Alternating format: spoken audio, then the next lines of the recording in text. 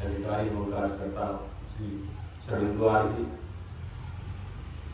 पूज्य श्री धनेश्वर प्रसाद जी, माननीय कुशयाल जी, हमारे कीर्ति श्री रामदेव आज जी, दैनिक जागरण के पत्रकार जयमाते आदमी विवाह समाज के लगनशील ये अनिल आनंद जी, हमारे आज समाज में कार्यरत अधिकारी doctor Jawaharlal R ji, Shri Subodh Kumar R ji, Shri Gautam Kumar ji, Shri Gorelal ji तथा हमारे प्यारे बच्चों, मैं सभी का हार्दिक नमन करता हूँ। परमात्मा की अपार कृपा है कि हम सभी नियमित रूप से साप्ताहिक यज्ञ करते आ रहे हैं और इसका लाभ उठा रहे हैं।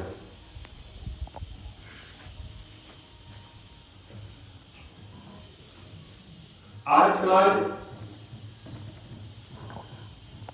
के संस्थापक महर्षि दयानंद जी महाराज ने इन्होंने सत्य से कभी समझौता नहीं किया। ये ऐसे ऋषि थे जीवन पर्यंत सत्य ही बोला, यहां तक कि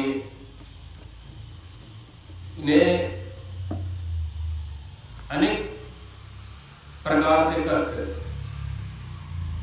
झेलना पड़ा। 17 बार महर्षि दयानंद जी महाराज को विष दिया गया,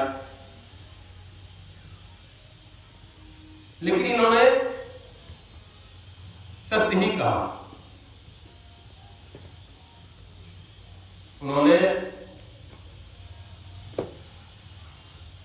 कहा कि यदि मेरी उंगली को बाती के समान, मोमबत्ती के समान जला दिया जाए तो फिर भी मैं सत्य ही बोलूंगा।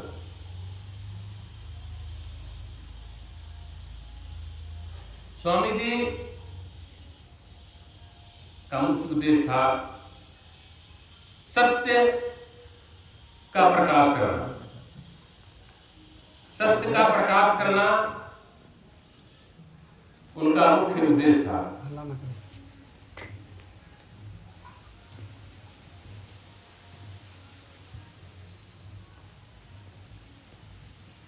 एक बार महर्षि दयानंद की घटना है।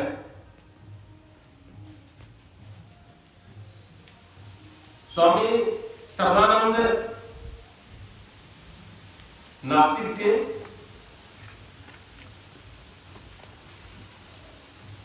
लेकिन महर्षि दयानंद के सत्संग में, प्रवचन में स्वामी सर्वानंद अपने पिता के साथ आते थे।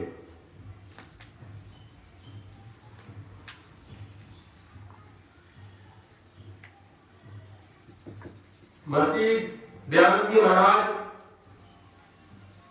अपने प्रवचन में सिद्ध कर दिए कि संसार में परमात्मा की सत्ता है।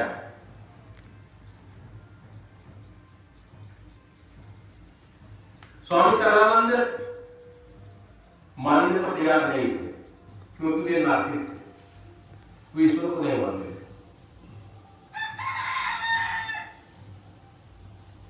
एक संदेश देखा, स्वामी जी आपने तो ईश्वर सत्ता के बारे में बताया, लेकिन ये स्वामी सर्वानंद आपकी बात मानने को स्वीकार, आपकी बात मानने के लिए स्वीकार नहीं करते हैं।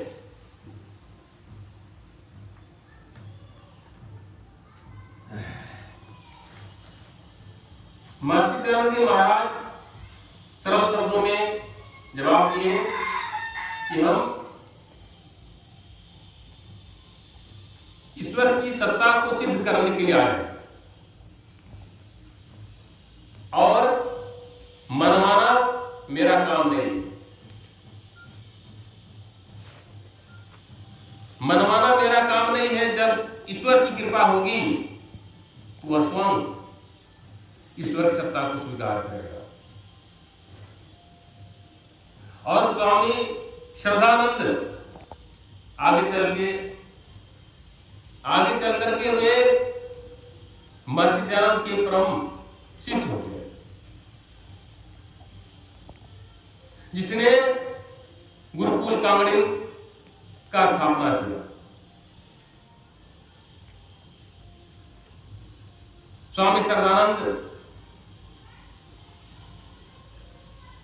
आगे चल करके वेद का प्रचार और गुरुकुल की स्थापना उन्होंने किया।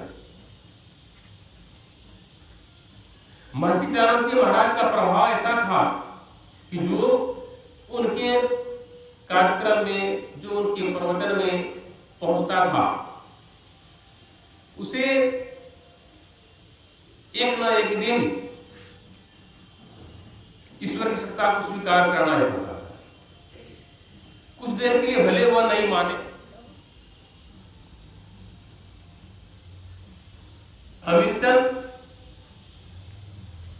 अमीरचंद बहुत बड़े गायक थे। अमीरचंद बहुत बड़े गायक थे, लेकिन उसमें एक अवगुण था, वह शराबी था, वह शराब पीता था।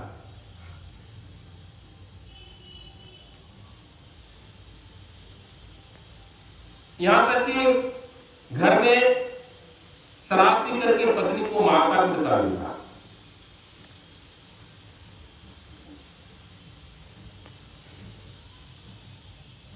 एक बार की बात है,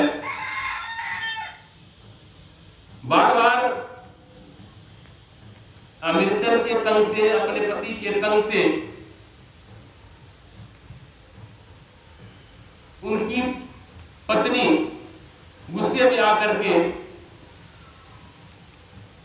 वह अपने मैके चली जाती है, क्योंकि मैके अमीरचंद शराब पी करके जब आता तो पत्नी को भी मारता पीटता था। इसीलिए गुस्से में जो है वो मैके चली गई।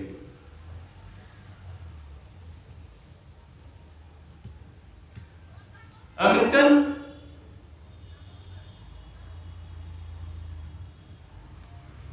महर्षि दयानंद के सत्संग में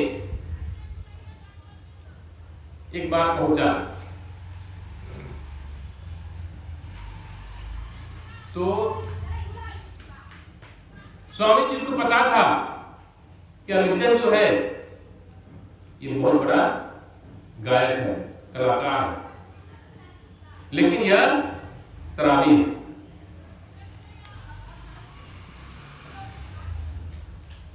महर्षि दयानंद ने अमीरचंद को अपने मंच पर बुलाया और स्वामी जी बोले कि तुम बहुत अच्छे गायक हो, आज तुम कुछ भजन इस मंच से सुनाओ। अमीरचंद बहुत बड़ा गायक था, उसने अपना भजन सुनाया। लोगों ने स्वामी जी से कहा कि स्वामी जी, अमीरचंद तो बहुत बड़ा शराबी है, आप इसे अपने मंच पर क्यों बुलाए? इसकी बात कौन सुनना पसंद करेगा? ये तो शराब पीता है। स्वामी जी बोले कि देखो, अमीरचंद शराबी है, लेकिन यह हीरा है।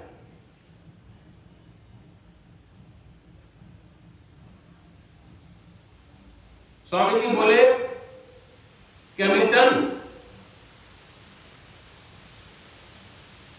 तुम हीरा हो, अमीरचंद तुम हीरा हो, लेकिन तुम कीचड़ में पड़े हुए हो। अमीरचंद तुम हीरा हो, लेकिन तुम कीचड़ में पड़े हुए हो। अमीरचंद के दिलों में यह बात चुभ गया कि स्वामी जी क्या बोल रहे हैं, और अमीरचंद उसी दिन से शराब पीना छोड़ दिया। और बहुत प्रसिद्ध गायक और उन्होंने बहुत सारे भजन उन्होंने बनाए और बहुत सारा भजन के माध्यम से मस्जिद दान के साथ जो है प्रचार प्रसार भी करने लगा। तो स्वामी जी का एक प्रभाव था। और अमीरचंद जब अपने घर आया तो शराब की बोतलें पहले फेंक दिया और तुरंत अपनी पत्नी को लाने के लिए उसकी मैके पहुंचता है और अपनी पत्नी से बोलता है, अब तुम घर चलो। उसकी पत्नी कहती है कि मैं अब तुम्हारे साथ नहीं रह सकती, क्योंकि तुम शराबी हो, तुम शराब पीते हो।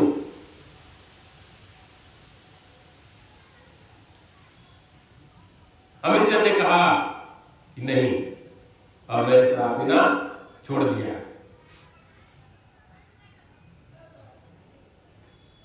पत्नी को विश्वास नहीं था कि अमीरचंद कहीं शराब छोड़ सकता है।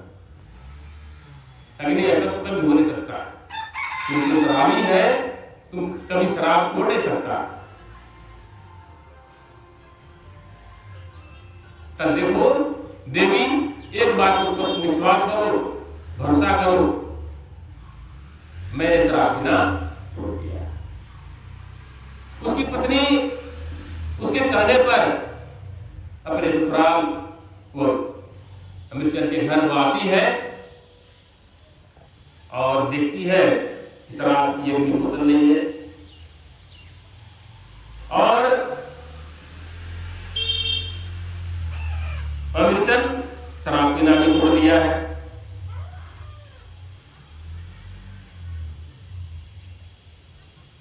उसकी पत्नी कहती है, ये बताओ कि तुमने शराब पीना कैसे छोड़ दिया? तुम तो शराबी था।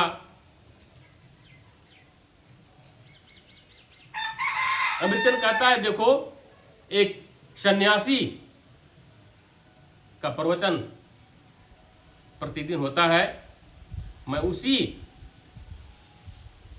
सन्यासी से मुझे ज्ञान मिला और मैं शराब पीना छोड़ दिया।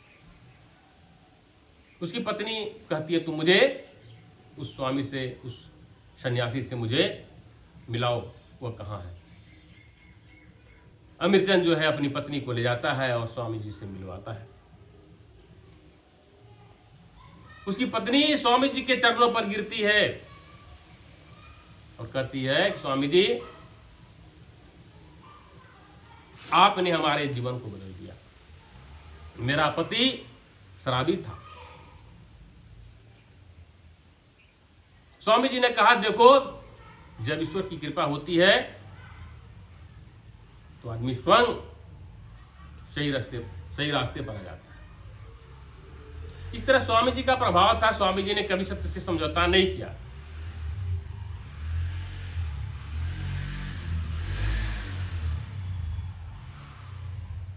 लेकिन अंधविश्वास, रूढ़िवाद, परंपरा का विरोध उन्होंने हमेशा करते रहे। उन्होंने कहा, जो वास्तविकता है, जो यथार्थ है, जो सत्य है, उसे ही मानो, और जो जिसकी कोई वास्तविकता नहीं, कोई सच्चाई नहीं, जो असत्य है, उसे छोड़ दो। उनका यही उद्देश्य था। आज आश्विन कृष्ण पक्ष की प्रथम तिथि से ये इसको बोलते हैं पितृपक्ष। पितर कहा जाता है कि 15 दिन तक पितृपक्ष रहता है, और ये पौराणिक परंपरा है। ये 15 दिन तक जो है पितृपक्ष माना जाता है, यानी जो हमारे पूर्वज दादा परदादा हैं, वे जो अभी वर्तमान में नहीं हैं, उसकी पूजा वे कौवा बन करके, पक्षी बन करके उसके घर आता है। ये पौराणिक परंपरा है, 15 दिन तक पितृपक्ष, जिसका कोई वास्तविकता नहीं है। महर्षि दयानंद ने इसका विरोध किया। पीतर शब्द का अर्थ बताया उसने। पीतर का शब्द होता है कि जो सुखपूर्वक हमारा भरण पोषण करता है, जो सुखपूर्वक हमारा भरण पोषण करता है, वह पीतर है। हमारे पिता, हमारी माता, हमारे दादा परदादा जो जीवित हैं, उसी को पीतर कहा जाता है। अब पौराणिक जो है मरे हुए को पीतर कहता है। दोनों में कितना अंतर है। पीतर शब्द जो है ये विद्वान के लिए भी है। पीतर शब्द जो है आप पुरुष के लिए है। पीतर शब्द जो है जो हमारे बड़े लोग हैं, जो महापुरुष हैं, वह पीतर है। लेकिन जो जीवित है उसे पीतर कहा गया है, मरे हुए को पीतर नहीं कहा गया। लेकिन यहां जो उल्टा माना जाता है, यहां मरे हुए को ही पीतर माना जाता है। स्वामी जी लिखते हैं कि पीतर जो है ये जीवित माता पिता के लिए है, उसकी सेवा करना है। हम मरे हुए का सेवा क्या कर सकते हैं? जो हमारे बीच नहीं है, हम उनकी सेवा क्या कर सकते हैं? स्वामी जी लिखते हैं कि जो प्रदेश में रहता है, जो दूर देश में रहता है, हम मंत्र से उसे कोई खाने की सामग्री नहीं भेज सकते हैं। लेकिन आज जो है मंत्र के द्वारा जो है मरे हुए को भोजन दिया जाता है। ये कोई वास्तविकता नहीं है। जब जीवित व्यक्ति को हम नहीं भेज सकते हैं तो मरे हुए को हम कहां से भेज सकते हैं? और यही नहीं, लोग ये भी विश्वास करता है कि कौवा बन करके आता है हमारे घर। अब बोलिए कि अपने माता पिता जो आपके बीच नहीं है, कौवा बनना आपको अच्छा लगेगा, लेकिन पौराणिक से कौवा बनना उसको अच्छा समझ रहा है कि कौवा बन करके आया, उसको खिलाओ, उसको दो, भोजन दो, उसको पक्षी समझ रहा है। तो ये क्या है? महर्षि दयानंद इसका विरोध किए। महर्षि दयानंद जो है वास्तविकता को माने, और जो जिसका कोई वास्तविकता नहीं, इसका कोई आधार नहीं है, उसका उन्होंने विरोध किया। अब जैसे देखिए पुराण में शिव मत, वैष्णव मत, शिव मत में शिव जो है वही सृष्टि का रचना किया। शिव मत में लिखा है कि शिव ने ही इस सृष्टि का रचना किया, बाकी सभी जो उसके दास है। विष्णु पुराण में लिखा हुआ है कि विष्णु ही सृष्टि का रचना किया। देवी पुराण में देवी ने इस का रचना किया। इसका मतलब ये यही मतांतर है। महर्षि दयानंद ने इसका विरोध किया। ईश्वर तो एक ही है ना, अलग अलग तो हो नहीं सकता। तो शिव पुराण में शिव ने सृष्टि का रचना किया, बाकी जो है इसके दास हैं। विष्णु पुराण में विष्णु ने इस सृष्टि का रचना किया, बाकी ये सब दास हैं। देवी पुराण में देवी ने इस सृष्टि का रचना किया। ये सब का ही उन्होंने विरोध किया। जब पार्वती स्नान कर रही थी तो स्नान घर का दरवाजा बंद था। उसने जो है अपने लड़के को जो है बाहर में खड़ी कर दी थी, इसको हम गणेश कहते हैं, बाहर में खड़ी कर दी थी कि मैंने कोई आएगा तो तुम बता देना। तो गणेश जी को फिर वो पैदा कैसे की?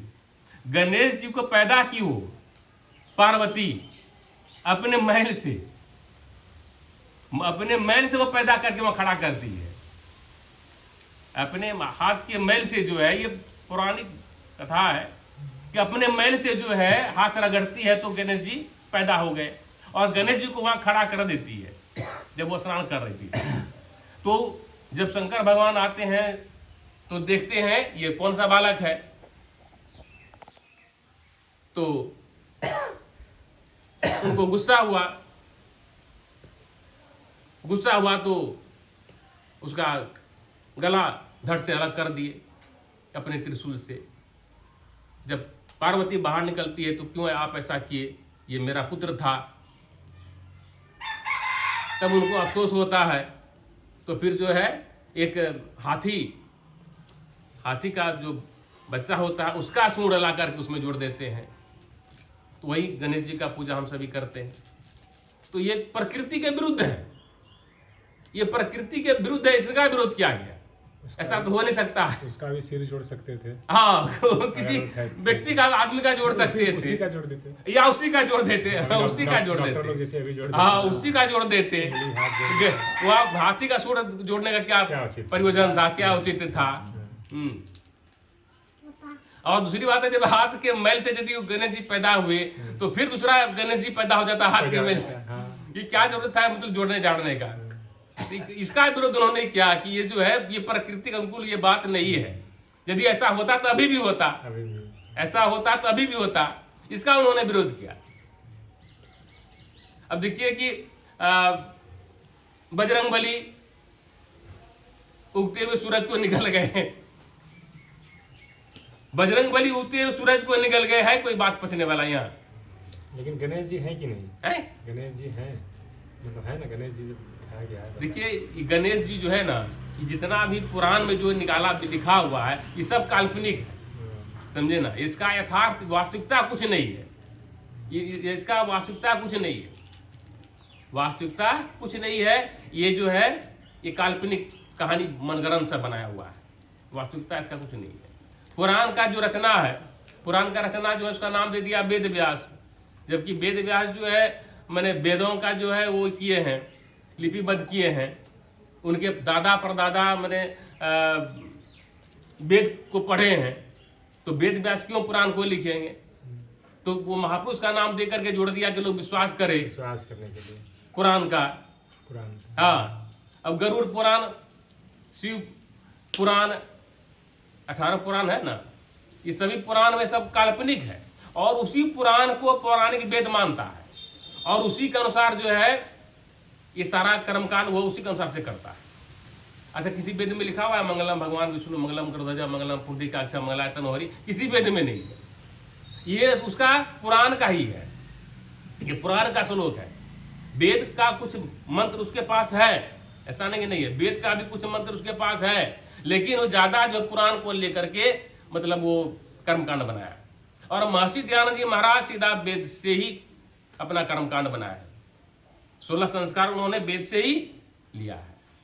इसीलिए वे लिखते हैं कि वेद का जो प्रमाण है वो स्वतः प्रमाण है, वेद के प्रमाण के लिए जो है अलग से आवश्यकता नहीं है, क्योंकि वेद का प्रमाण स्वतः प्रमाण है।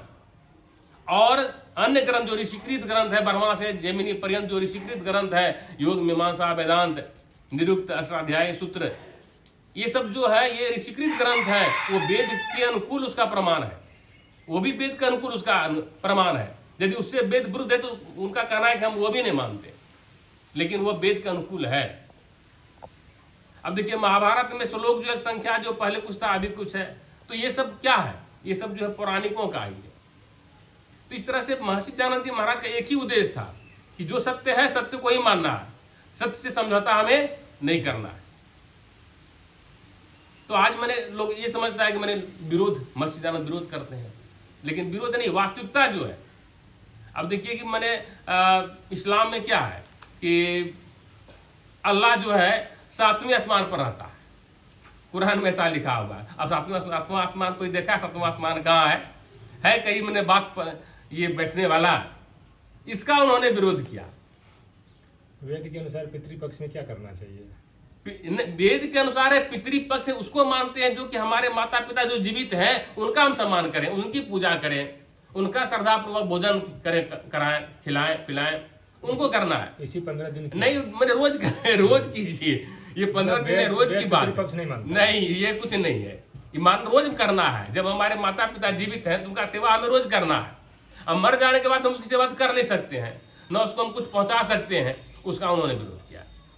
ये प्रमाण जो है मनुस्मृति का, निरुक्त का, वेद का ही प्रमाण है। कुछ लोगों ने गलत किए हैं। तो इस तरह से महर्षि दयानंद का एक ही उद्देश्य था, सत्य को ही माना, सत्य से समझौता उन्होंने कभी नहीं किया। और उनका कहना था कि लोग मुश्किल से हमें उनका कहना था कि यदि बर्मा से जमीनी पर्यंत में होता तो मैं मुश्किल से विद्वानों की गिनती में होता। आज ऋषियों का भाव में लोग हमें ऋषि कहते हैं। और सनातन धर्म का जब सूरज डूब रहा था उसमें महर्षि दयानंद जी महाराज ने सनातन धर्म का फिर से प्रचार प्रसार किया था। उसमें सनातन धर्म जो है डूब रहा था, उसको बचाने वाला कोई नहीं था। लेकिन जब स्वामी जी जब आए, उन्होंने सनातन धर्म का फिर से पुनर्स्थापना उन्होंने किया। आज जो हमारे बीच जो वेद है, पुराने के पास वेद भी नहीं, पौराणिक वेद देखा भी नहीं होगा। और स्वामी दयानंद जी महाराज ने जो है ये वेद का क्या किया, केवल उन्होंने वेद का भाष्य किया, वेद का उन्होंने भाष्य किया है। और वेद महर्षि दयानंद ने लिखे हैं। वेद जो है परमात्मा की वाणी है, जो कि 4 ऋषियों को जो हुआ था, अग्नि वायु आदित्य वगैरह 4 ऋषियों को जो ज्ञान प्राप्त हुआ था, वो जो पहले क्या था, वो संस्कृत में ही था, लेकिन उसको जो है उसका भाष्य उन्होंने किया। और वही मैंने कुछ ऐसे पौराणिक विद्वान जो थे उसका गलत भाष्य भी किया है, यदि उसमें भी दिया हुआ है वो भी भाष्य जो है गलत किया है। अपना स्वार्थ साधने बहुत ऐसे मंत्रों का भाष्य भी गलत किया है। इसलिए स्वामी दयानंद जी महाराज ने अष्टाध्यायी सूत्र का वो जो व्याकरण का अध्ययन किया था, उस व्याकरण से उन्होंने जो है उसका भाष्य उन्होंने। गुरु बिरजानंद ने क्या कहा कि तुमसे मेरी यही आशा है, तुम वेद का प्रचार प्रसार करो। आज मैं इतना ही कहकर अपनी वाणी को विराम करता हूँ। ओम द्यो शांति अंतरिक्षं शांति पृथिवीं शांति रापः शांति रोषायः शांति वनस्पतयः शांति विश्वदेवाः शान्तिः ब्रह्म शान्तिः सर्वं शान्तिः शान्तिरेव शान्तिः सामा